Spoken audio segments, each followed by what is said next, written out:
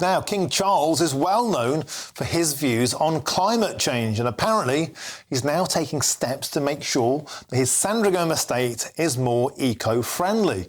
Well, it's been reported that the King is planning to have 2,000 solar panels installed on that estate, and it's set to make the estate largely self-sufficient with a supply of his own green electricity. Well, joining me now is former Royal Correspondent, the absolute legend, that is Michael Cole. Michael, twice in 2 days I feel blessed. Look, King Charles has long been talking up his eco-credentials. Some may uncharitably compare him to Greta Thunberg in a tweed suit.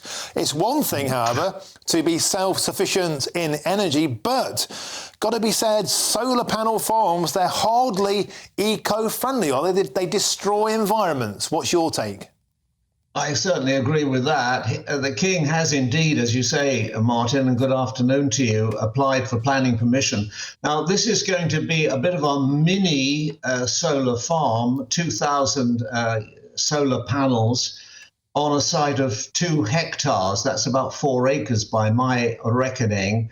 And as he has the Sandringham Estate, 20,000 acres, 4 acres isn't going to be very much, and it's nowhere near where he lives at Sandringham House. Now, these things, which we're seeing on the screen, are hugely controversial up here. A monster one is being planned on the borders between Suffolk and Cambridge, and the people there really despise it.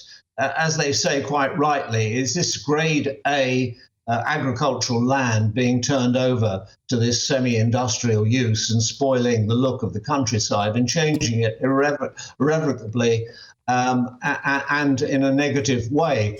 Also, I'm in Suffolk. The King is up in Norfolk when he's there.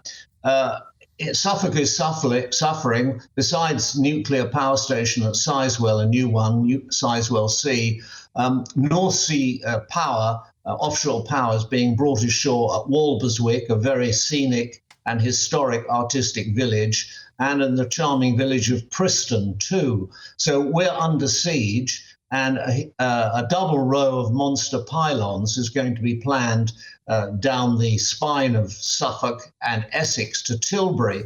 But this is not happening on the North Norfolk coast, where the Holcombe Estate and the Houghton Estate of the Earl of Leicester and the Marquis of Cholmondeley are, and of course where Sandringham House is.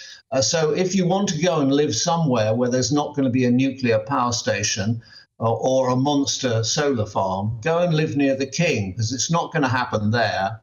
And on aviation maps, there's a circle, a purple circle around Sandringham House, which says you're not allowed to fly here, only royal helicopters. So it's a token. It speaks to his eco-credentials, but it doesn't add up to much because the power is only for the Sandringham Estate. It's not going to be exploited and used and exported to the people. Superb. Well, thanks for joining us, former Royal Correspondent and current everyday legend, Michael Cole. Always an absolute joy. There we go. King Charles's Sandringham Estate will be self-sufficient with its solar panel farm, but will it be a blot on the landscape?